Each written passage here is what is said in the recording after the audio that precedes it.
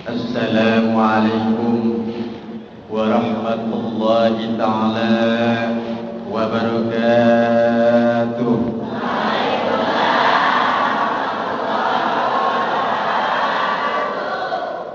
Bismillahirrahmanirrahim.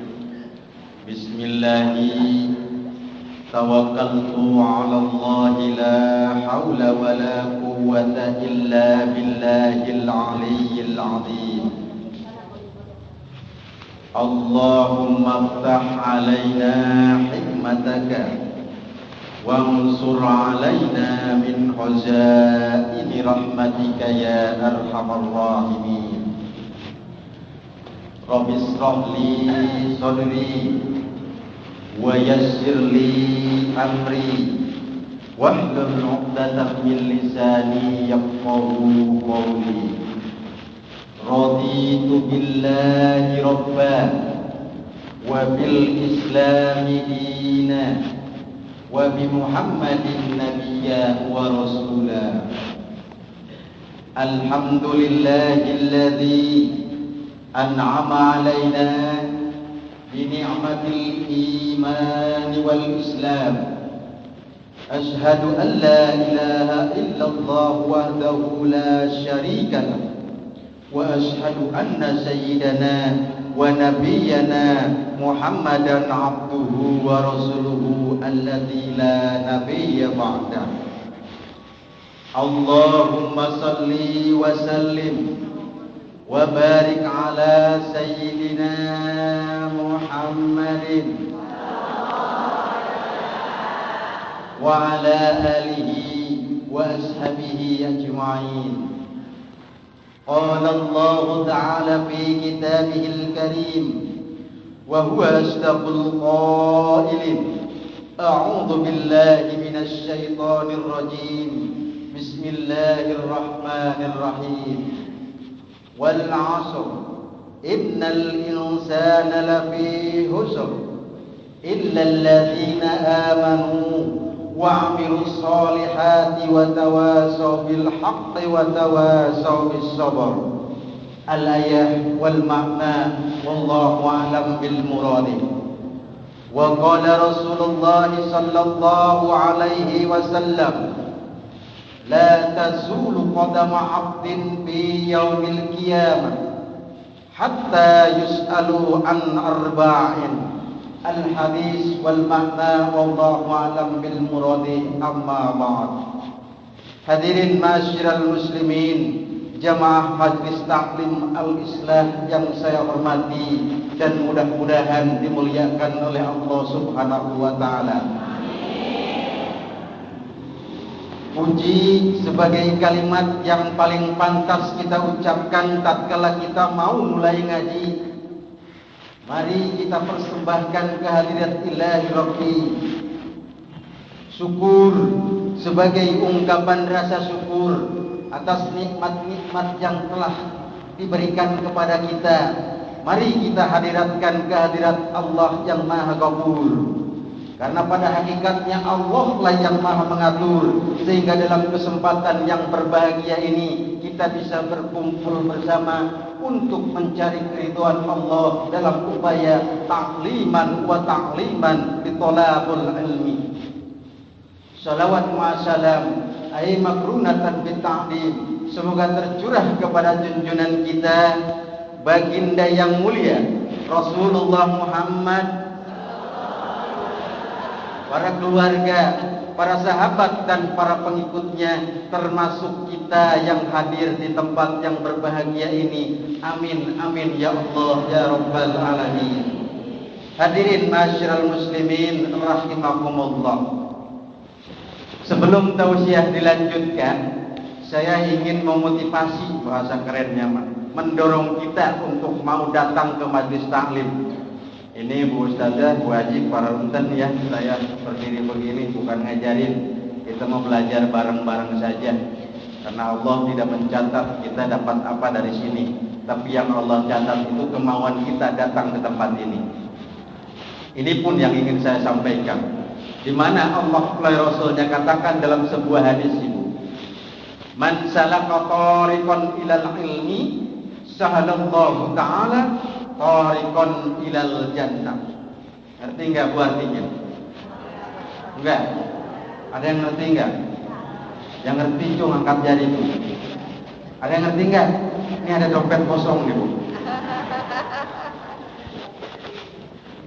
Itu dijelaskan dalam sebuah hadis, man salaka tariqan ilal ilmi sahalallahu ta'ala tariqan ilal jannah. Barang siapa orang yang mau datang ke majelis ilmu, maka sudah dicatat oleh Allah Subhanahu wa taala jalan untuknya menuju surganya Allah Subhanahu wa taala. Baru datang tuh, belum ngajinya tuh. Tak apa semua yang datang akan seperti itu, insya Allah. Yang penting niat di dalam hatinya. Kan orang datang ke majelis taklim, ke majelis ilmu itu kadang-kadang tampangnya doang ya, kayak mau ngaji.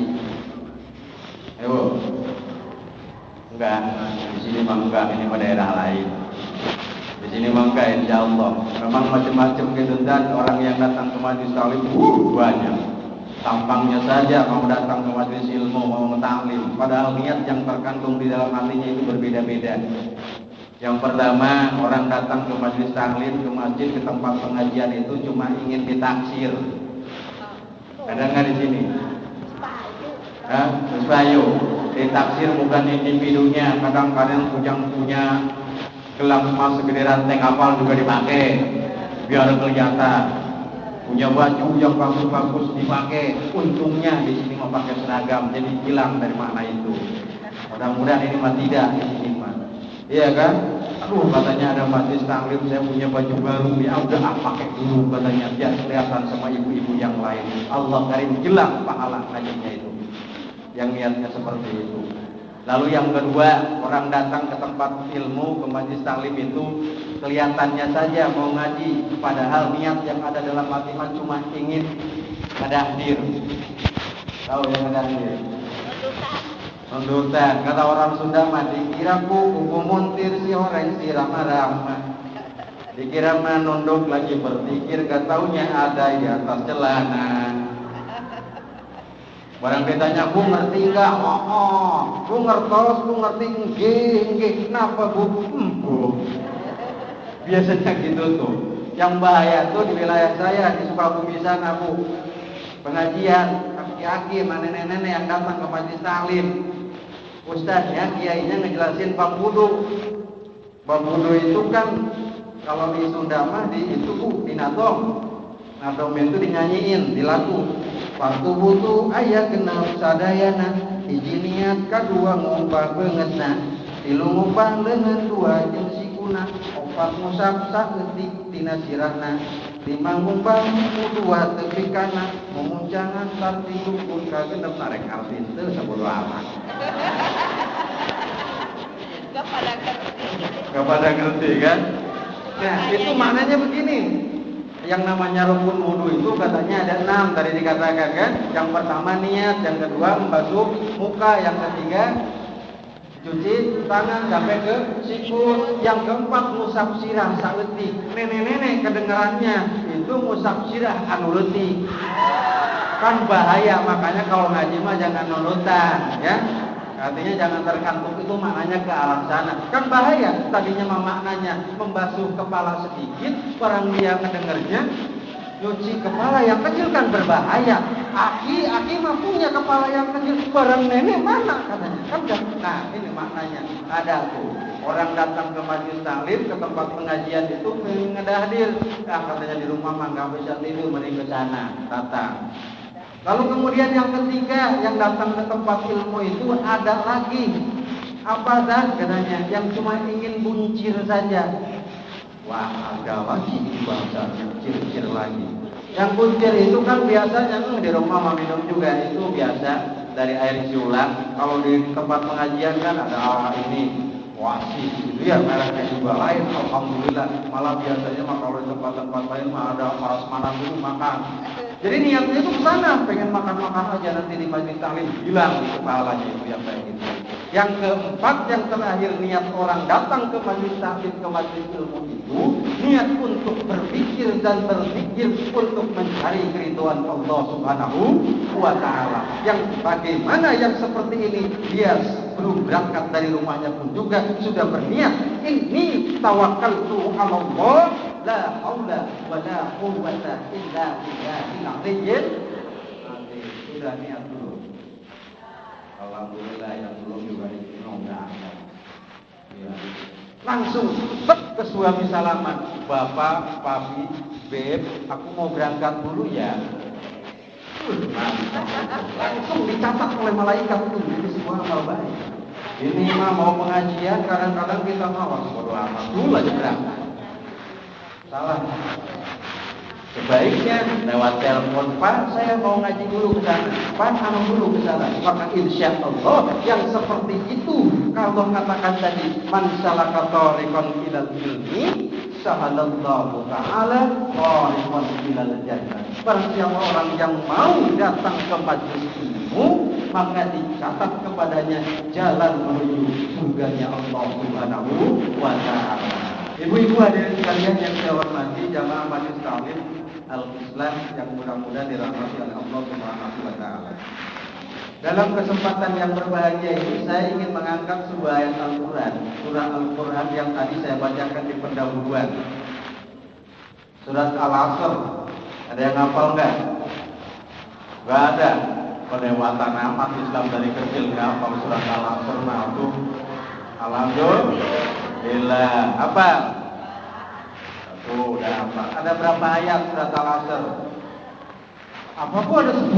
Itu yang pojok sebelah kanan, sebelah kiri, sama belakang katanya 10. Coba dilihat. Surat Al-Asr itu ada 3 ayat. Yang bagaimana bunyinya? A'udzubillahi minasyaitonir rajim. Bismillahirrahmanirrahim. Wal 'asri, demi masa. Ibnu Katsir menjelaskan di sana maknanya itu demi waktu, katanya itu. Ada lagi ulama yang mengatakan demi waktu asar. Ibu bayangkan yang namanya waktu asar itu panjang atau pendek? Pendek ya Bu ya. Makanya begitu pendek. Apa artinya? Kita harus cepat-cepat menggunakan waktu itu secara baik. Innal insana, sesungguhnya manusia itu lafi khusrin, berada pada posisi yang sangat-sangat merugi di hadapan Allah Subhanahu wa taala. Ini meruginya bukan di hadapan manusia, tetapi tentu di hadapan Allah. Innal insana lafi khusr, sesungguhnya manusia itu berada dalam keadaan yang sangat merugi. Yang general mutakin rugi, haji rugi, muntada rugi, ibu-ibu rugi, pejabat rugi, polisi rugi, semua juga akan rugi. Begitu, semua rugi di hadapan Allah Subhanahu wa taala. Kalau dia tidak, ini maknanya ke sana. Innal insana lafi khusr. Jadi amanahnya umum, semua manusia itu rugi. Illal ladzina amanu. Ini yang pertama. Kecuali orang-orang yang beriman. Ini bu yang pertama.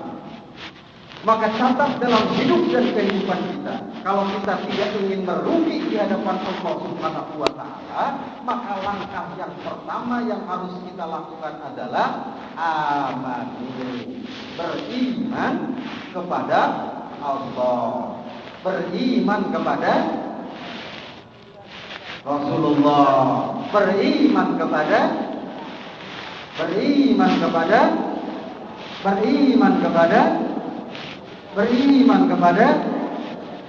paling 7 ekor yang bisa. Rukun iman itu maknanya kata. Saya tanya ibu iman kepada Allah. Iman. Ibu yakin dengan keimanan ibu? Yakin insya Allah. Tetapi hadis Rasulullah katakan khamsun minal iman.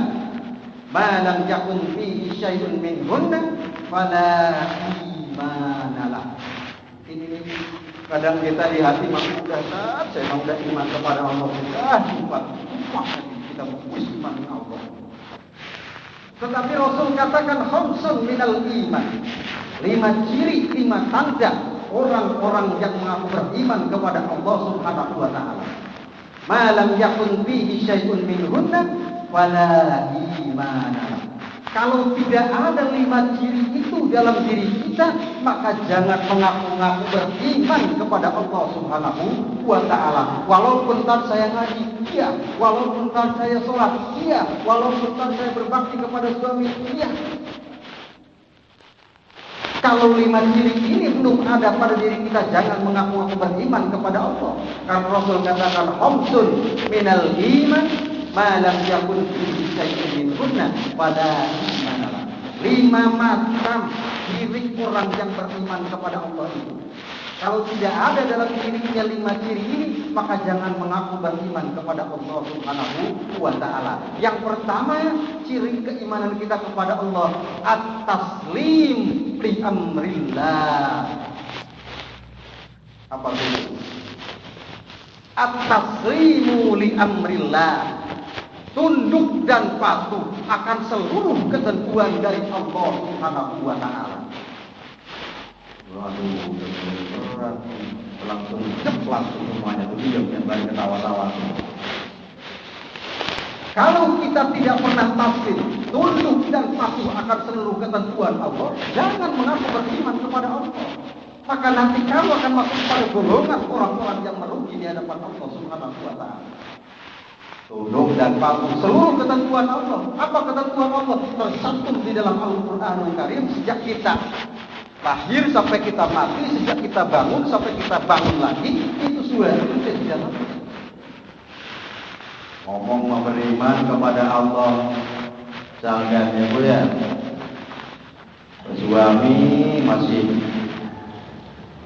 Suami mah kalau lagi marah cuma ngomongnya sekata, katanya 10 kalimat.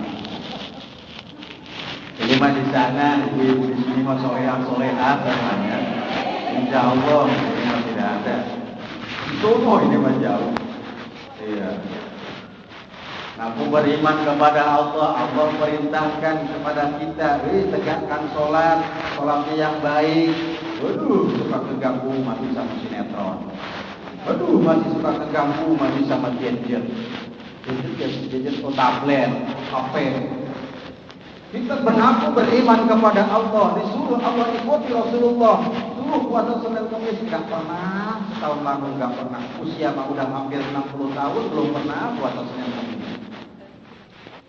Sebentar lagi bulan Dzulhijjah ya, udah masuk belum? Kapan? Bulan Dzulhijjah kapan mulainya? Ya tanggal 1 atau Ibu? Iya kan? Di sana diperintahkan kalau kita mengaku beriman kepada Allah, ada kegiatan yang apa? Amal soleh yang betul-betul hebat di bulan Dzulhijjah itu. Yakni yang pertama apa? Puasa di hari Arafah. Ya, saya titip ke ibu-ibu kalau mengaku beriman kepada Allah, puasa hari Arafah. Karena kenapa? Puasa hari Arafah itu akan menghapuskan dosa kita 1 tahun yang telah lalu dan 1 tahun yang akan datang. 1 hari itu. Wah, gimana kalau rencananya kan tanggal segini, dikitarnya tanggal segini. Yang di sini aja tanggal 9-nya kapan? Di situ ibu puasa. Ya, kalau ditentukannya hari apa kan terserah, yang penting pemerintah di kita menentukannya hari apa tuh tanggal 9-nya. Di situ kita puasa menurut jumhur ulama dikatakan. Berpuasa itu di sana. Mengaku beriman kepada Allah. Allah perintahkan untuk pergi haji, padahal duitnya sudah lumpuh, disuruh di kantong alaya di tengah iman kewadahan. Saking banyaknya duitnya, tidurnya aja pakai duit. Tetapi suruh pergi haji mah langku bae sih, kita nek urung istiqomah. Langku bae sih, kita nek masih mau. Langku bae sih, duitnya bukan masih keperluan sing sejen Allah kan. Ngaku beriman kepada Allah. Padahal Allah katakan at-taslimu li amrillah, tunduk dan patuh akan seluruh ketentuan dari Allah Subhanahu wa taala. Kalau kita mengaku beriman kepada Allah, tunduk dengan perintah Allah. Kalau kita mampu. Mudah-mudahan kita berdoa kepada Allah, berangkat jemaah haji yang mau berangkat hari Senin besok dirahmati oleh Allah Subhanahu wa taala. Amin. Ada di antara saudara kita yang berangkat, Bu. Ada kan? Ibu-ibu di sini ada yang mau berangkat? Tidak ada. Kenapa Bu nggak dipanggil? Kalau mau dipanggil mah daftar atau Ibu. Tapi itu tadi kita doakan kepada Allah, mudah-mudahan mereka kembalinya mendapatkan haji yang mabrur, amin. Amin ya Allah ya Rabbal alamin, dan kembali ke Indonesia, ke tanah kelahirannya dengan selamat, membawa haji yang mabrur, membawa keberkahan bagi kita semua, amin ya Allah ya Rabbal alamin. Nah tadi orang beriman itu kata Rasulullah, tanda yang pertamanya kalau kamu merasa amamu, kalau kamu tidak ingin merugi, beriman kepada Allah itu at-taslim li amrillah, tunduk dan patuh akan seluruh ketentuan Allah. Lalu yang kedua kata Rasulullah, 5 cirinya itu tuh. 5 ciri yang keduanya itu diantaranya adalah setelah at-taslim waridho bi qadaillah. Kalau kita merasa beriman kepada Allah, kalau kita mengaku beriman kepada Allah, kita harus senantiasa ridho dengan seluruh ketentuan dari Allah Subhanahu wa taala, khairihi wa syarrihi minallahi ta'ala. Kita ridho Islam menjadi agama kita, kan tadi saya katakan raditu billahi rabba wa bil Islam dina. Ibu ridho enggak Islam jadi agama kita? Ibu ridho enggak kalau Al-Quran menjadi hukum kita, walaupun isi Al-Quran itu pahit bagi kita? Ridho enggak? Saya ingin tanya, ridho enggak Bu? Ridho, betul-betul ridho kita dihukumi oleh hukum Al-Quran. Ridho enggak? Ridho. Kalau ibu ridho enggak kalau suaminya kawin lagi? Katanya ridho dengan hukum Al-Quran. Ridho. Tuh, hukum alam itu mah Bu Haji. Kenapa Bu? Kelanjutannya. Iya. Ini ketahuan ternyata apa dari itu berarti ini. Tadi kan dikatakan wa ridha bi qadaillah khairihi wa syarrihi minallahi ta'ala. Keyakinan kita itu jangan sampai kita kalau dapat kenikmatan baru beda ketaatan kepada Allah meningkat, giliran kita mendapatkan sesuatu yang tidak mengenakan. Ya Allah ya Rabbi ini pangeran. Dolim amat nih kita. Ya Allah ya Rabbi ini pangeran. Ya Allah ya Rabbi pangeran. Ya Allah ya Rabbi pangeran. Padahal mah 7 tahun sekali dapat kesengsaraan dan masalahnya itu. Tetapi kita kadang di sana. Padahal kalau kita betul-betul tidak ingin merugi, sebagaimana digambarkan oleh surat Al-Asr tadi, maka kita harus beriman. Orang yang beriman itu tandanya taslim waridho bi qadaillah. Dia senantiasa ridho dengan seluruh ketentuan dari Allah Subhanahu wa taala. Lanjut. Biarin capek. Biarin apa yang capek.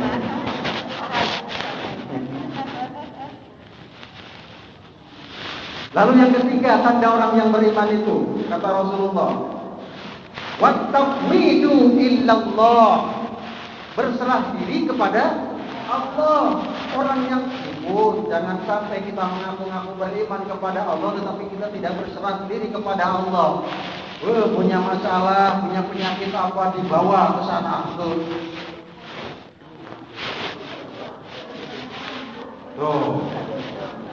Ya ke sana di bawahnya. Ini tuh penyakitnya gara-gara kerjaan si Anu. Si Anu itu karena si Anu itu anu. Ya Allah dari. Kalau kita mengaku beriman kepada Allah, tapi berserah diri kepada Allah, jangan berserah diri kepada sesama manusia. Ini namanya sudah musyrik kecil di hadapan Allah Subhanahu wa taala. Tapi kadang kita mah kalau sudah punya masalah sedikit aja kan, Rasulullah lain, apalagi suaminya kesana tuh kelar-kelar lagi, kemana-mana lagi, bahkan mau apa? Dibawa ke Pak Dukun tolong dibalikan lagi suami saya hatinya blang. Ini sudah masuk ke dalam kemusyrikan. Kalau kita ingin beriman kepada Allah secara jelas, tapi berserah diri kepada Allah. Kalau sudah berserah diri kepada Allah, ciptakan diri ibu yang baik, maka insya Allah orang lain pun akan baik kepada kita. Ya kan Singkatnya begini, suami nggak mungkin macam-macam di luar kalau dia tidak mencari figur yang lain yang tidak ada dalam diri kita. Iya kan? Kadang suami pengennya istrinya menor-menor di rumahnya. Ini datang-datang suami kerja, datang-datang bukan disediain apa dengan senyuman yang sumringah. Ibunya suami datang capek-capek misalkan. Suami datang, ibunya lagi nonton TV aja sambil ngorok di depan TV. Oh, ya wajar. Atau setidaknya kalau suami di luar pengennya segar-segar, suami datang ke rumah ngelihat istrinya di rumah pakainya pakai. Nah, gimana di luar bisa? Suaminya di sana wajar, ibu-ibunya nggak pernah berdandan untuk suami, nggak mungkin, nggak usah dibawa ke dukun masa seperti itu. Farudhuhu ilallah, tawakal ilallah, tawakal kepada Allah. Kalau kita sudah menyerahkan kepada Allah, kitanya ciptakan diri kita yang maka insya Allah itu akan bagus bagi diri. Beriman itu tandanya yang pertama tadi apa? At-taslim, tunduk dan patuh akan seluruh ketentuan Allah. Lalu yang kedua, waridho biqada'illah. Lalu yang ketiga, wattaqwidu ilallah. Yang keempat, watawakkulu 'alallah. Senantiasa dia bertawakal kepada Allah Subhanahu wa taala. Yang kelimanya, tanda orang yang beriman menurut Rasulullah itu adalah as-sabru 'ala kulli halin. Apa tuh? Wah, bilang sabar-sabar mau beneran kan? Sabar di dalam berbagai macam hal kehidupan yang dia lakukan. Saya mau tanya, yang namanya sabar apa, Bu? Coba, kadang kita kan sering ngomong itu dan kita lihat di lara-lara akan batin-batin maaf kelewatan sama suami saya sakit saya juga nggak sabar. Apa sih buat sabar itu? Kita mau ngobrol aja deh. Apa sih sabar? Tawakal itu menahan diri, kata Ustaz katanya tuh. Ayo, sabar ada batasnya nggak, Bu? Hah? Nggak ada. Dong yang ada. Ini ada nih. Sapu tangan, sapu saya lapis dulu deh. Kita kan sering kan ngomong-ngomong sabar aja, sabar, kita sabar. Ini tanda orang yang beriman itu as-sabru 'ala kulli halin. Sabar terhadap berbagai hal. Apa makna sabarnya itu? Dicatat, bawa pulang, nyepin di dalam hati, masukin dalam pikiran, amalkan dalam perbuatan kita. Yang namanya sabar itu tetap tegaknya aturan agama di atas kepentingan hawa nafsu. Itu adalah sabar. Yang kalau kita disakitin suaminya selingkuh, nafsu awas tetap halus kalau kita bisa. Ibu itu yang ngomong, bukan saya. Ya kan, tetapi Al-Quran mengatakan apa? Tidak boleh. Al-Quran mengatakan tidak boleh. Anak tetangga jahat ke kita, langsung katakan awas tetap balas kejahatannya. Padahal Al-Quran mengatakan apa? Tidak boleh dengan tetangga itu begitu rupa. Jadi yang namanya sabar itu tetap tegaknya aturan agama di atas kepentingan hawa nafsu. Ada nggak batasnya? Tidak ada. Ya disitulah tidak adanya batas kesabaran kita itu. Kalau kita mampu menegakkan aturan agama Allah, berarti kita sudah sabar. Sabar kita itu sabar bisa tentang aturan agama. Al-Quran mengatakan begini, kita ikuti. Sehingga menurut Imam Al-Ghazali, yang namanya sabar itu dibagi kepada kelompok 5 lagi nih. Ini biar diingat oleh ini. Yang pertama sabar fil ibadah.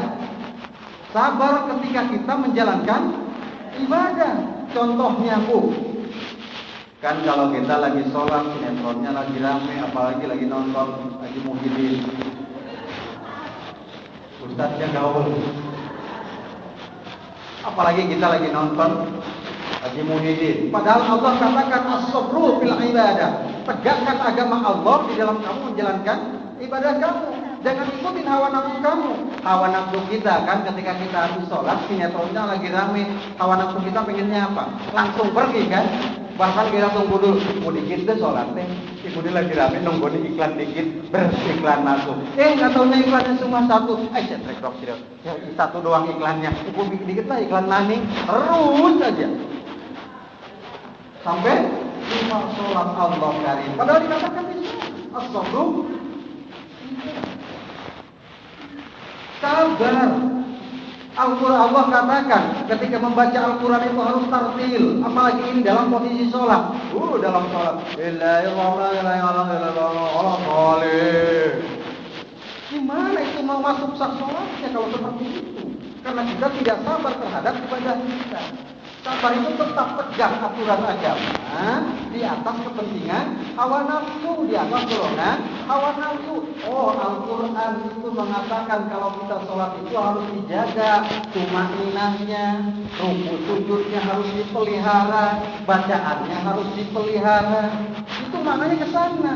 Sabar kita. Memang hawa nafsu mengatakan lah sholat kan pada baik, yang penting kan sholat. Padahal tidak seperti itu. Dikatakan jaga oleh kamu. Waduh, ini mau boro-boro. Nafsu mengatakan lagi nonton itu tadi sinetron. Habis sholat boro-boro mikirin apa gitu. Ini malah boro-boro. Habis sholat juga sholat langsung lari.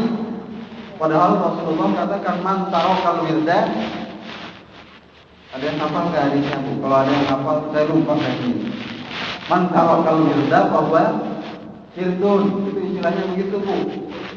Mantaro kalau wirda bahwa kirdun. Barang siapa orang yang habis sholat tidak wirid dulu, maka seumpama orang yang tidak sholat itu, yang sholat tetapi tidak wirid di mana dia ngucapin alhamdulillah, subhanallah, walhamdulillah, wala ilaha illallah, Allahu akbar. Itu kan wirid alhamdulillah tidak ada setelah sholat. Gimana tidak malah di sholat yang terganggu sama yang lain-lain aja. Padahal aturan agama katakan jaga betul. Apalagi dengan sholat kita ya Bu ya. Menjaga berjuang Allah kali. Saya mau ditanya di sana juga sama saya saking khususnya sholat katanya. Padahal rumah saya dekat pinggir kereta api, ada kereta api lewat, saya malah tidak kedengeran. Saya bilang, mantap. Tapi kalau kata saya, kamu mah sholatnya bukan khusyuk, tetapi kamu aja yang maaf ya, udah. Iya, kenapa? Masa ada kereta lewat tidak kedengaran? Maknanya sholat khusyuk itu bukan berarti tidak kedengaran, tetapi jangan kita hiraukan itu semua. Kan manusiawi kalau ada sesuatu itu kedengaran, tetapi khusyukkan makanan. Tapi kita langsung kepada Allah. Bagaimana caranya? Persiapkan sholatnya, persiapkan ketika sholatnya, aplikasikan, terapkan nilai sholat yang sudah kita laksanakan itu, maka insya Allah khusus tentang sholat ini saya angkat sebuah ayat Al-Quran. Nanti di akhirat kelak ada interaksi antara penduduk surga dengan penduduk neraka. Ibu kalau tidak salah ini surat Al-Mudaththir. Saya lupa ayatnya ini ya, apa ayat 110 atau 113. Yang jelas surat Al-Mudaththir. Allah katakan, "Fi jannati yatasaalun." Nanti di surga itu saling berbicara, ngobrol. Fi jannati yatasaalun 'anil mujrimin, tentang orang-orang yang berdosa yang sedang ada di dalam neraka. Ini penduduk surga yang ngobrol. Apa pertanyaannya? Masalakakum fi syaqor. Wahai penduduk neraka syaqor, apa yang menimbulkan kamu masuk ke dalam neraka syaqor? Apa jawab mereka? Yang penduduk neraka itu, lam naku minal musallin, karena kami tidak termasuk kepada golongan orang-orang yang melaksanakan sholat. Imam Al-Ghazali katakan di sana itu bukan tidak sholat, tetapi tidak termasuk mengerjakan sholat. Yang bagaimana dia? Sholat sebelumnya tidak dipelihara.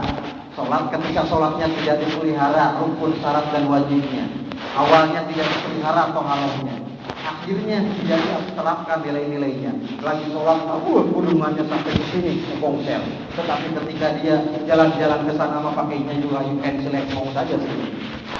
Itu sudah tidak ada nilai di dalam Allah. Maka itu akan termasuk pada golongan orang yang tidak melaksanakan sholat menurut Al-Ghazali. Nah, lalu bagaimana? Persiapkan dari awal. Kalau sholat kita ingin khusyuk, Kalau kita lagi masak, matiin dulu kompornya. Kalau kita masak belum matang, komporin dulu tuh sampai matang. Kalau enggak, jangan dulu masak. Ada anak tidur di pinggir, dipan benerin dulu. Suami minta makan, kasih dulu. Jangan sampai ketika kita sholat, ingat hal-hal yang lain, maka otomatis pengen sholat khusyuk, tetapi kitanya tidak berusaha di toharohnya dijaga. Wudunya juga, udah pokoknya 5 kali, 1 kali aja. Nanti enggak, 5 kali, 1 kali saja wudunya. Untuk 5 kali sholat dia cukup 1 kali wudu. Di mana dia mau khusyuk sholat? Ya kan? Bisa maknanya persiapkan secara maksimal, baik di awal, di pertengahan maupun di akhirnya setelah dia melaksanakan sholatnya itu. Ini maknanya. Jadi yang saya kembali lagi, makna orang beriman itu dia harus merasa takut kepada Allah. Makna iman itu adalah cirinya tadi harus ada ke sana. Yang terakhir ciri itu as-sabru, dia senantiasa sabar dalam berbagai hal. Sabar itu yang pertama, as-sabru dalam ibadah, sabar ketika kita menjalankan ibadah. Kalau kita tidak sabar, kita pengen buru-buru. Kalau rukun sholat ada berapa? Tumaninah masuk nggak dalam rukun sholat? Masuk kan? Yang mananya tumaninah itu apa? Diam sejenak. Iya kan? Kita sholatnya Allahu Akbar, Allahu Akbar, Allahu Akbar. Maka itu sudah lepas dari kita. Maka harus betul-betul dipaham. Yang pertama as-sabru bil ibadah. Sholat subuh pagi. Lalu yang kedua, sabar itu adalah as-sabru 'anid danibi. Ini kadang-kadang kita sabar terhadap hal-hal yang bersifat keduniawian. Wah, kita kadang masuk ke dalam kategori ini nih Bun, as-sabru 'anid danibi itu. Sabar terhadap hal-hal yang bersifat keduniawian. Ya Allah, suami saya itu padahal di kantornya itu kelas tapi kok tukang tabungan. Ada sekantor sama suami saya, tapi kok istrinya yang tukang sapu itu seperti begitu ya hartanya. Dari mana? Sudah muncul sebutan kita. Iya kan? Orang lain beli mobil barunya, kita ngintip di jendela kita yang panas dirinya. Iya kan? Ada nggak di sini? Tidak ada. Ini malah lagi saya katakan ini menjauh di sana di kampung saya. Di sini mah nggak ada. Cuman ini mau memperingatkan kita untuk saling memperingatkan dalam hal kesabaran dan hak kepada Allah Subhanahu wa Ta'ala. Jangan sampai as-sabru 'anid danibi, sabar terhadap berbagai hal yang sifatnya duniawiah. Sabar kita. Ya kalau kita punyanya segini, nafsu kan katakan, pokoknya saya harus kaya, pokoknya saya harus suci, bagaimanapun caranya. Itu adalah nafsu. Tetapi Allah katakan melalui Al-Quran, wa ahallallahu al-bai'a wa harrama riba. Kulu wasrabu wa la tusrifu. Itu Al-Quran katakan, kamu itu jangan coba-coba memakan barang-barang yang haram, karena itu kalau kamu makan akan menyebabkan api nerakanya Allah Subhanahu wa Ta'ala. Itu Al-Quran. Kita akan melakukan sesuatu itu, ingat kan, agama melarang saya. Agama melarang saya. Maka sabar kita terhadap berbagai macam keduniawian. Dalam hal dunia dan untuk kehidupan akhirat kita harus bedakan ini. Kalau untuk kehidupan dunia kita, undur ila man huwa asfala minkum wa la tandur ila man huwa fawqakum. Dari hal-hal yang bersifat duniawi, materi, harta, kekayaan, kita harus mengingat hadis tersebut. Undur ila man huwa asfala minkum wa la tandur ila man huwa fawqakum. Lihat orang yang ada di bawah kita, jangan senantiasa kita penadah melihat orang yang ada di atas kita. Maka susah kita untuk sabar, susah kita untuk dikatakan beriman kalau senantiasa dangak. Lihat yang di bawah. Kata orang yang punya mobil, alhamdulillah saya punya mobil. Dia masih memakai motor ke kantor, jalan-jalan ke Majuta. Ya kan? Kata yang punya motor apa? Alhamdulillah saya pakai motor. Teman saya itu cuma pakai sepeda. Kata yang pakai sepeda, alhamdulillah saya mah pakai sepeda. Teman saya yang lain mah tuh dari sono, dari Panggung Rawi jalan kaki. Kata yang jalan kaki, alhamdulillah saya mah masih bisa jalan. Maaf, tuh dia maksudnya cuma satu. Masih tetap aja ke Majlis Taklim. Kata yang kakinya satu, alhamdulillah saya mah masih punya kaki. Tuh dia mah nggak punya kaki. Kata yang nggak punya kaki, alhamdulillah saya mah masih hidup. Tuh teman saya mah kemarin. Di sana maknanya.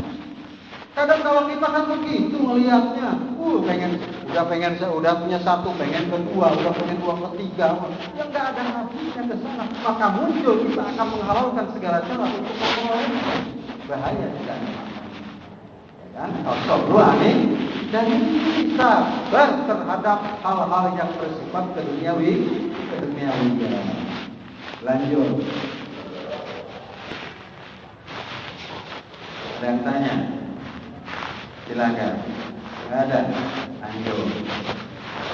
Yang keempat, setelah as-sabru anil dani itu, as-sabru anil maksiyah. Sabar terhadap berbagai kemaksiatan yang terjadi. Kadang kan gitu, udah tahu kita mau pergi ke Majlis Taklim MKMT Kecamatan Jombang. Ada tahu hari Sabtu itu. Tetapi itu dari tadi udah mau naik mobil nih, ajak. Weh, aku disirahin pengajian yang PMK-FKMP. Wih, orang usah pengajian mending karo kita yuk jalan-jalan di mall. Kadang-kadang ada saja. Wih, sih kena apa pengajian minggu Arab masih ada. Karena kan begitu. Astagfirullahaladzim, maksudnya kita harus sabar terhadap hal yang seperti itu. Kalau kita tidak sabar, yang namanya penegakan agama Allah, yang namanya beribadah kepada Allah itu tantangannya kan ada aja. Beda judul kalau ibu mau pergi arisan, ya itu cuma arisan saja, nggak pernah itu ada hambatannya. Lain kan, dorongannya, setannya juga lebih pintar kok. Tetapi kalau mau berangkat ke pengajian, ada aja segala macam persoalan. Nah, kalau kita tidak berusaha untuk sabar terhadap hal semacam itu, sudah susah kita mendekatkan diri kepada Allah Subhanahu wa Ta'ala. Makanya ulama katakan, Nabi Sallallahu katakan, yang keempat sabar itu as-sabru anil sabar terhadap berbagai kemaksiatan yang terjadi di antara kita. Lalu yang berikutnya, sabar itu adalah as-sabru fil jihad. Sabar dalam pengertian bersungguh-sungguh ketika kita untuk mengupayakan sesuatu, dalam bekerja, dalam berupaya, dalam melayani, dalam melakukan apapun itu kita harus betul-betul sabar kepada Allah Subhanahu wa Ta'ala. Jadi golongan yang pertama yang tidak merugi dalam pandangan Allah dalam surat Al-Asr itu adalah tadi dikatakan wal asri innal insana lafi khusrin illal ladzina amanu. Ini yang pertama, orang yang beriman. Lalu yang kedua, orang yang tidak akan merugi di hadapan Allah Subhanahu wa Ta'ala itu adalah lanjutannya apa yang kedua?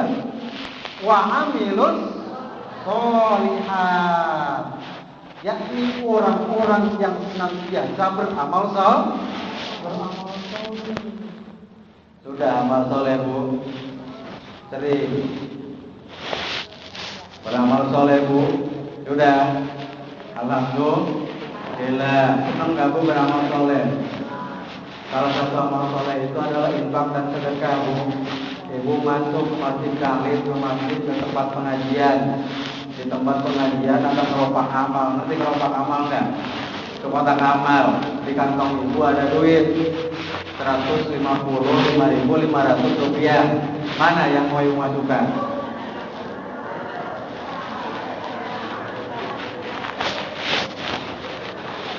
Ternyata cocok ya, gimana mana? Iya, ini ingat saya kalau begini itu.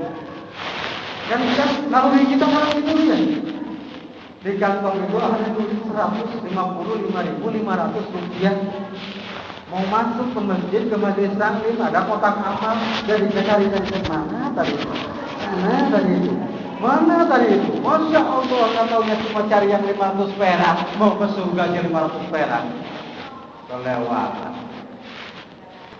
Malah bapak-bapak nih, saya titip ke bapak-bapaknya ibu yang punya suami itu mau ke tempat ke ini apa ke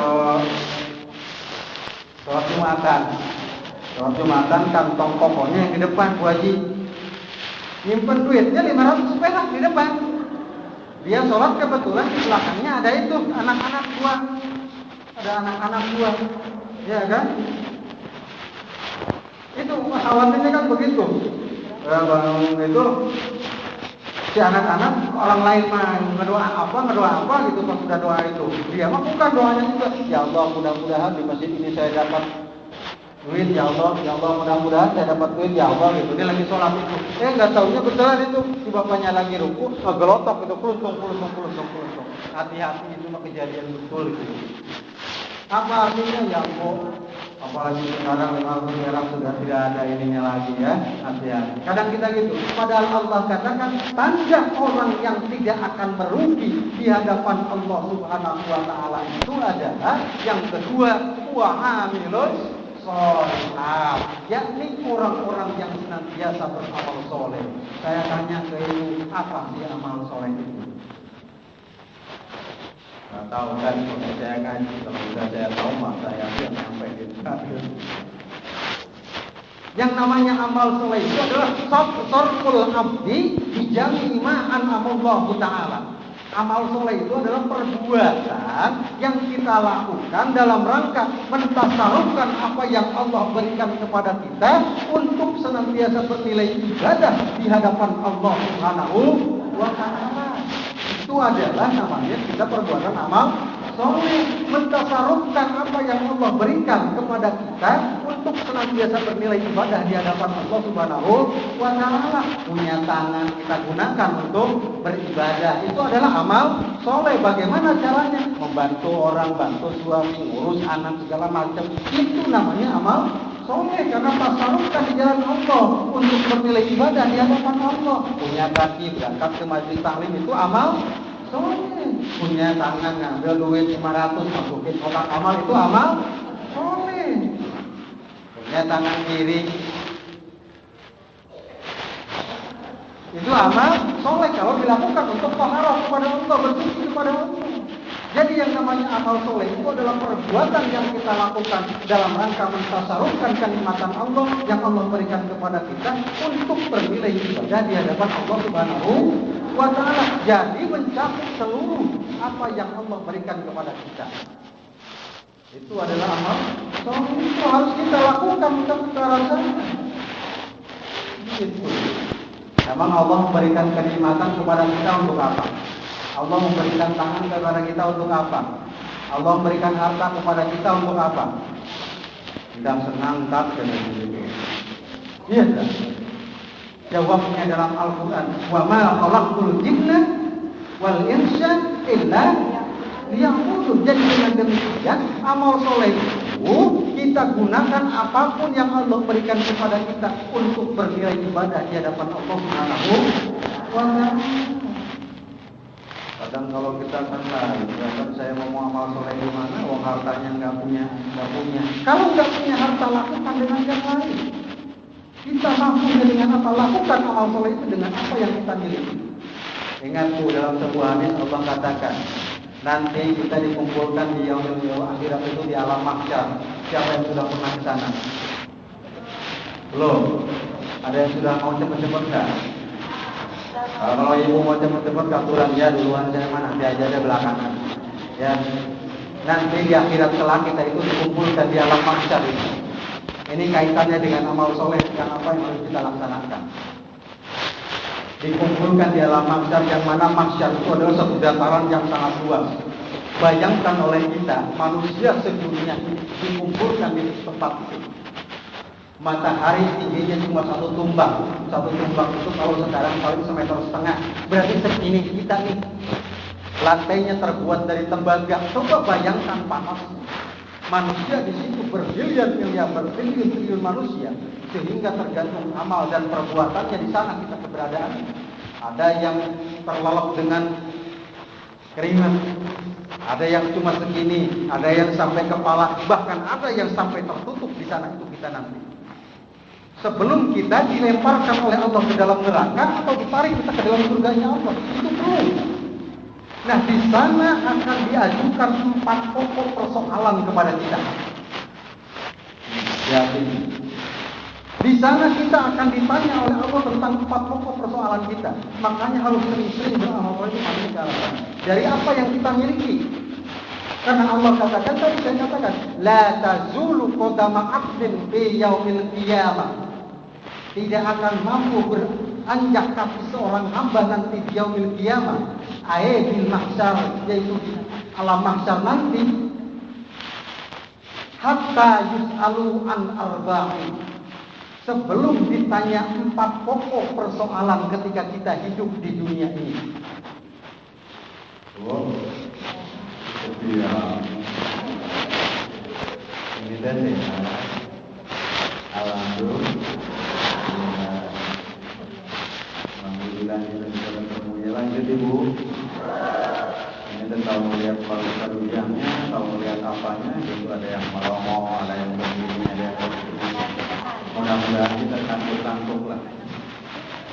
Dikatakan tadi, la tazulu qadama 'abdin fi yaumil qiyamah. Tidak akan mampu kita itu beranjak 1 langkah saja nanti di yaumil qiyamah. Ketika kita dikumpulkan di alam mahsyar, apakah kita mau dilemparkan oleh Allah ke dalam neraka atau kita ditarik ke dalam surga, sebelum ditanya 4 pokok permasalahan ketika kita hidup di dunia ini. Apa? Yang pertama, an umrihi bima afna. Apa itu artinya? Dari umur yang telah Allah berikan kepadamu, kau gunakan untuk apa? Apakah umurmu kau gunakan untuk berlaku amal soleh, atau umurmu kau gunakan untuk maksiat kepada Allah? Maknanya karasa. Kadang Bu, zaman sekarang anak-anak apalagi ini kamu tahu di sana di Mubailah kita masih nong, wis tua-tua begitu. Masya Allah kan, sama nggak Bu di kampungnya Bu, di daerahnya. Anak-anak muda sekarang tuh, kalau disuruh ke tahlil pengajian itu, nanti saya mah katanya masih muda, udah yang tua-tua aja dulu, Masya Allah. An umrihi bima afna. Dari umur yang telah Allah berikan kepadamu, kau gunakan untuk apa? Umur yang ada 40 tahun, umur yang 60 tahun, umur yang 80 tahun, umur yang 100 tahun. Bu, pengen panjang, pengen pendek umurnya? Panjang. Kalau saya lebih baik pendek daripada amal saya tidak baik. Buat apa umur panjang kalau cuma menambah kemaksiatan kepada Allah? Lebih baik pendek tetapi berkah di hadapan Allah Subhanahu wa taala. Kan Rasul katakan, man tala umruhu wa hasuna amaluhu. Yang paling baik itu umurnya panjang dan baik juga amalnya. Tetapi sepanjang-panjangnya umur kita berapa? 80, 100, 120 atau 200 tahun sudah tidak berdaya. Iya kan? Berapapun juga usia kita, tergantung kitanya mau tidak mempergunakan umur itu secara baik.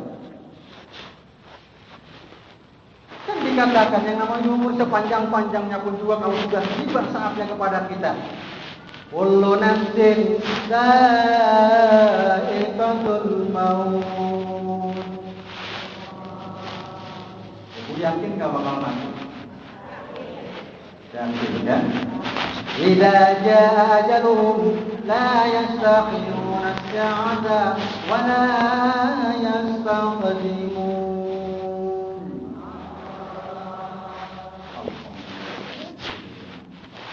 Ini dikatakan, kullu nafsin dha'iqatul maut. Setiap individu, setiap manusia itu akan menemui ajal dan kematian. Idza jaa ajaluhum la yastakhiruna as-sa'ata wa la yastaqdimun. Apabila sudah tiba saatnya, tidak bisa dipundurkan atau bisa maju. Nah, maknanya apa? Gunakan umur kita untuk senantiasa beramal toh. Beramal mau jangan kalau umur kita habiskan untuk ngangkrak ke suami doang. Nanti ngangkrak enggak? Durhaka kepada suami. Allah karimu, kenapa saya sering pengajian manapun akan saya didikkan itu? Karena bagi seorang istri itu mau masuk surga gampang. Betul aja, kerjakan sholat, taat kepada Allah, taat kepada suami, maka langsung min aina abwabil jannati masyita. Kamu mau masuk surga dari pintu yang mana, silahkan, kata Allah ini. Yang penting ta'atul zauj fi ghairi maksiyah. Taat kepada suami selama suami tidak menyuruh kepada kemaksiatan kepada Allah. Makanya dikatakan dari kata yang namanya umur itu barangkali hari ini kita bisa begini, esok hari 1 jam setelah ini kan tidak ada. Maka apa? Ta'ajjalu, bersegera kita melakukan perbuatan baik ini. Perbuatan baik ini. Jadi ngelindulu nabe ibadah ulah jam boleh orang itu ulah boleh betina kaburu benaot ngadodo borosok di poko datang ke merinya ngagel letep saya tempo. Masya Allah, kalau ibu mau tidur, begitu tuh ingat, Masya Allah, yang namanya duit 200 juta, misbi, suami yang ganteng, misbi, itu mati dapat uang, iya kan? Makanya apa? Amal soleh, lakukan amal soleh. Apa artinya? Ambil rahmat dari suami, ambil kebaikan dari suami, taat kepada suami, kita akan menjadi pilih surga untuk ke arah sana. Amal kita lakukan. Tajal lakukan dari sekarang nih menggunakan umur kita itu. Sehingga kan dikatakan kalau kata orang pintar di sebelah sana, yang namanya umur itu bagaikan tumpukan batu gunung es. Tahu gunung es itu?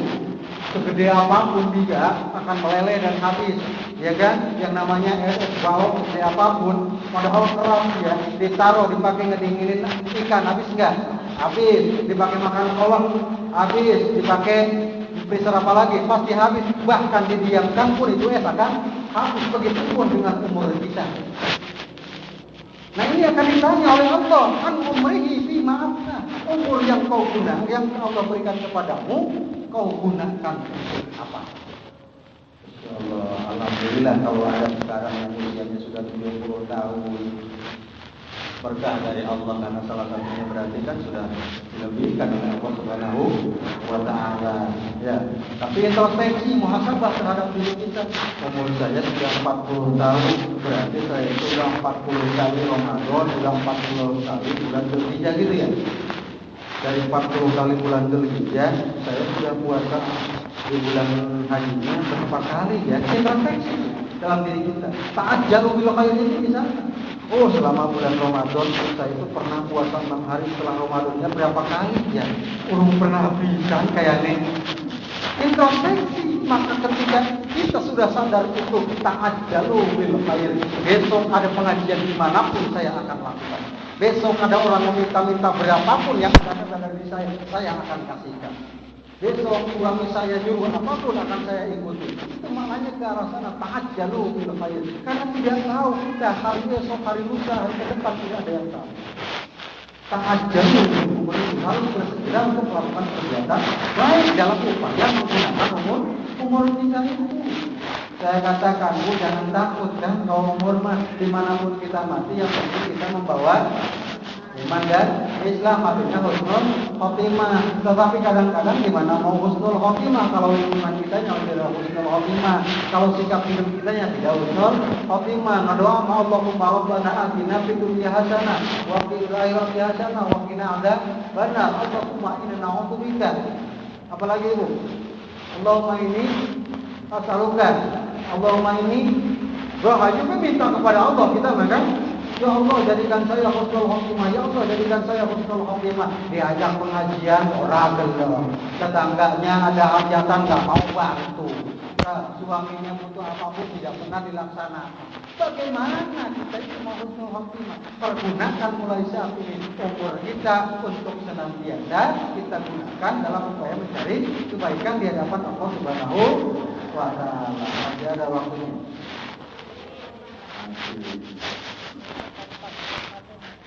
Lalu yang berikutnya, saya biasa kadang-kadang alhamdulillah selain jadi penyuluh, saya juga mengajar di Muhammadiyah, JB, alhamdulillah. Jadi kalau punya alhamdulillah lah interaksi. Jadi ya, saya pertama di sini, saya membawa pernikahan yang dalam Allah Subhanahu wa Ta'ala.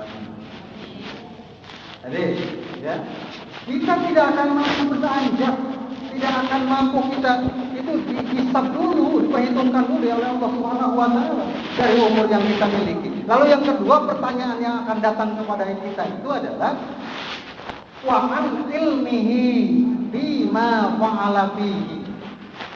Dari ilmu yang kau punyai, yang Allah berikan kepadamu, kau gunakan untuk apa?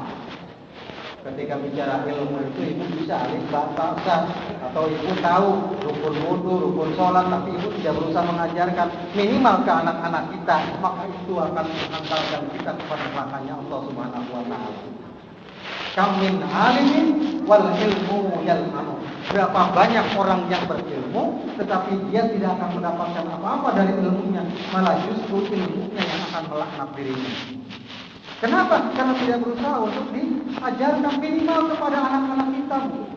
Anak kita nih, anak-anak kecil itu diajarin yang baik. Jangan sampai anak-anak sudah dewasa nanti, kalau kita mati orang lain bacain surat, dia mah rebutan. Nah ya jangan sampai kan? Karena apa? Karena kita tidak pernah ngajarin sejak kecilnya. Kita mati, orang lain membacain surat Yasin. Anak-anak kita yang malah rebutan surat wasiat sama surat tanah, surat mobil, surat segala. Perebutannya kan itu. Padahal Rasul katakan, "Idza mata ibnu Adam in qata'a amaluhu illa min salasin." Apabila kita mati, maka semuanya itu akan terputus amal dan perbuatan kita, segala macamnya akan terputus kecuali 3 hal. Apa? Yang pertama, waladun sholih. Bagaimana kita membentuk anak soleh? Dengan upaya kita, dengan ilmu kita, dengan kebisaan kita, ajarin anak kita. Maka itu akan menghantarkan kita kepada surga-Nya Allah. Tetapi kalau kita cuek, kita biarkan, maka itu akan menghantarkan kepada neraka-Nya Allah Subhanahu wa taala. Ya, jadi 2. Tadi yang pertama yang akan ditanya nanti itu an umrihi wa an ilmihi. Yang ketiga nih Bu, hati-hati. Wa an jismihi bima ablah. Dari anggota badan yang telah Allah berikan kepadamu, kau gunakan untuk apa? Masya Allah. Punya mata, apa kau habiskan hanya untuk melihat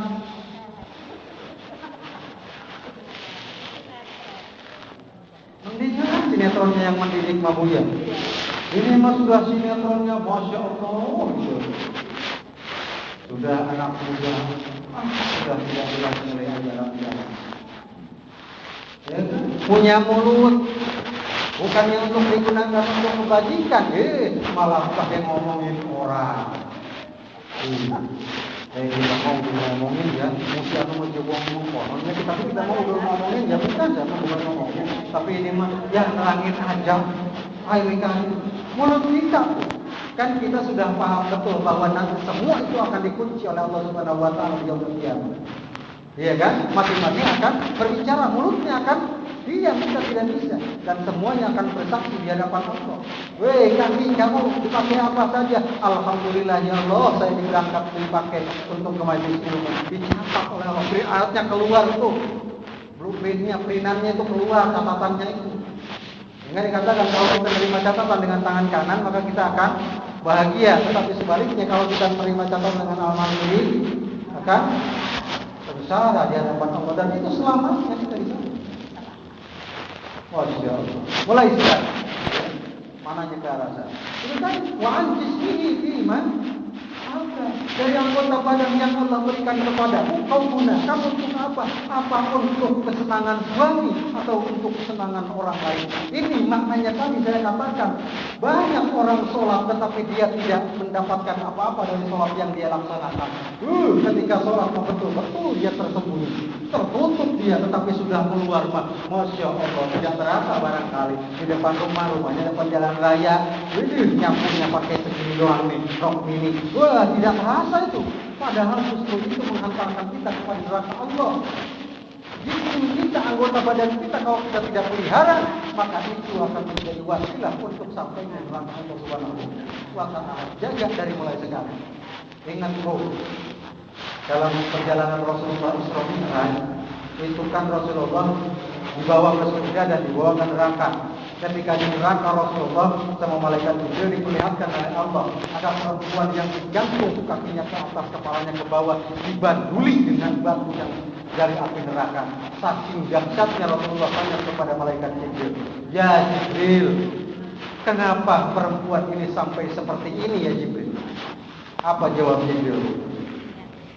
Karena dia sering membuka auratnya bukan cuma di hadapan suaminya, dia bangga dia perlihatkan kepada orang lain. Apa artinya? Tidak berusaha untuk menutup auratnya. Lihat dari sekarang. Kadang-kadang kita tidak merasa silakan kalau sampun tua, emang hari aurat mengenal tua gitu.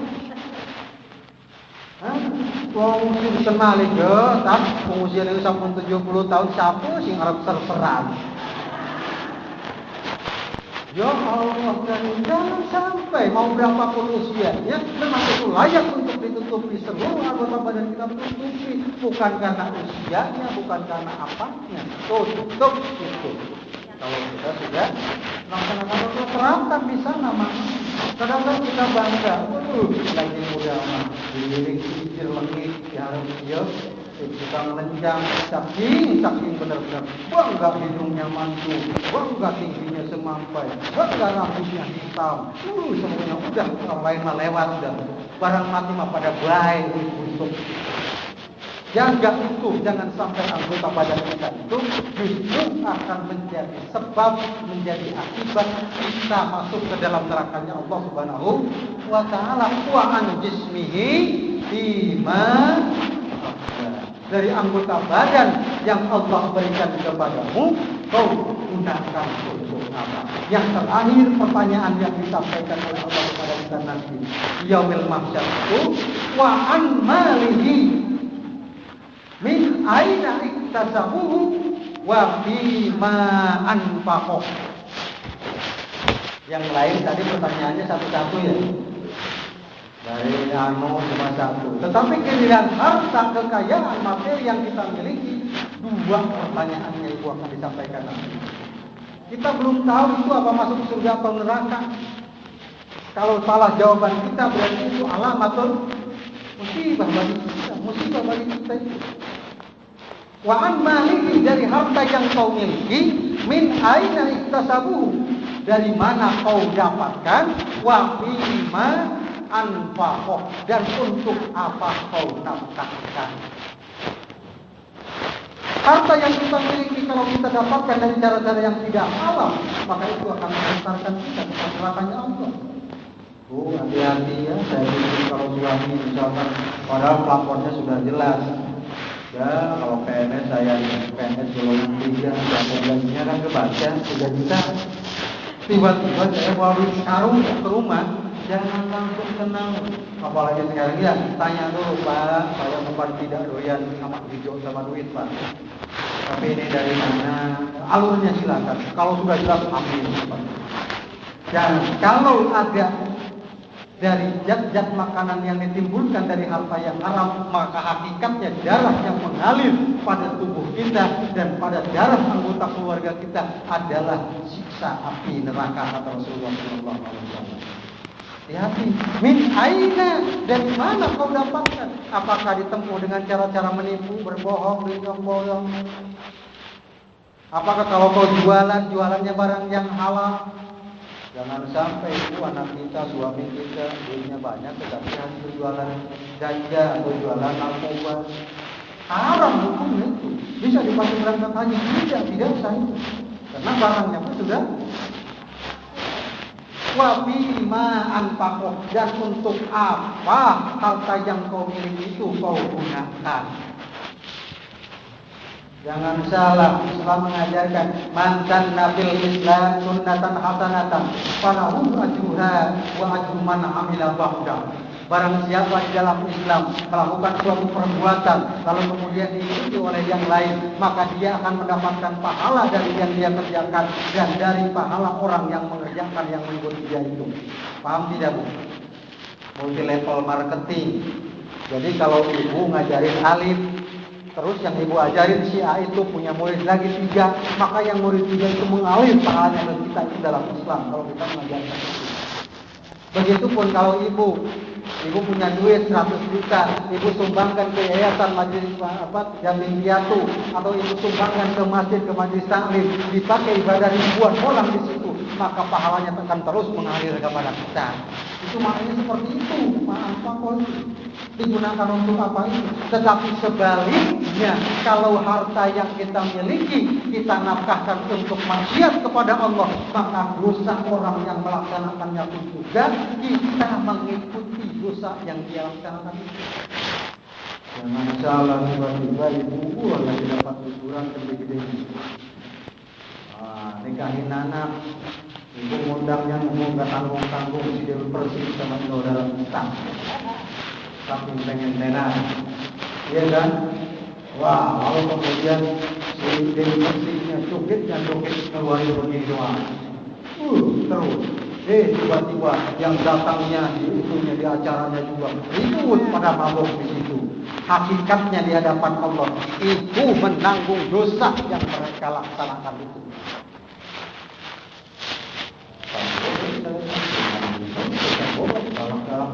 Hukum harus saya sampaikan. Wa antali min aina iktasabuhu. Dari harta yang kau miliki, kau gunakan untuk apa? Tapi sebaliknya, kalau harta yang kita miliki untuk kebaikan, maka akan sampai pahalanya kepada kita. Dan sebaliknya, kalau harta itu kita gunakan untuk keburukan, dosanya pun akan sampai kepada kita. Mudah-mudahan kita tidak termasuk kepada golongan orang-orang yang menggunakan harta tidak di jalan Allah Subhanahu wa Ta'ala. Waktu tandanya itu orang beriman itu yang pertama amanu wa amilus sholihat wa tawasau bil haqqi wa tawasau bis sabr. Yang berikutnya itu adalah wa tawasau bil haqq wa tawasau bis sabr, yakni dia senantiasa menyuruh kepada yang hak dalam pengertian amal ma'ruf nahi munkar. Kalau ibu melihat kemungkaran di lingkungan kita, di rumah kita, di tetangga kita biarkan itu, tidak kita cegah, maka itu ikut andil dalam kemungkaran itu. Bagaimana Pak caranya? Minimal ngomong, hei jangan begitu, itu dosa. Hei jangan begitu, itu dosa. Sudah tidak bisa lagi, farudduhu ilallah, kembalikan kepada Allah, karena wadzalika adamul iman. Walaupun itu selemah-lemahnya keimanan kita kepada Allah Subhanahu wa Ta'ala. Kalau ibu di rumah ada pembantu, dia tidak pernah sholat, padahal dia Islam, maka ibu ikut berdosa terhadap dosa yang dilakukan oleh pembantu ini, karena dia tidak sholat. Makanya dari situ kita harus minimal nyuruh, kita perintahkan untuk sholat. Jadi orang-orang yang tidak akan merugi di hadapan Allah menurut surat Al-Asr itu, yang pertama amanu, yang kedua amilus sholihat, wa tawasau bil haqqi wa tawasau bis sabr. Itulah barangkali yang dapat saya sampaikan. Mudah-mudahan apa yang saya sampaikan, kalau benar murni hidayah dari Allah Subhanahu wa Ta'ala, berkah dari guru-guru saya, mudah-mudahan mereka mendapatkan tempat yang layak dari Allah Subhanahu wa Ta'ala. Dan apa yang saya sampaikan itu mudah-mudahan bermanfaat bagi ibu-ibu. Serta kalau apa yang saya sampaikan sebuah kesalahan murni dari mulut saya dan dari syaitan laknatullah, mudah-mudahan Allah dapat mengampuninya. Nasrun minallah wa fathun qarib. Wassalamualaikum warahmatullahi wabarakatuh.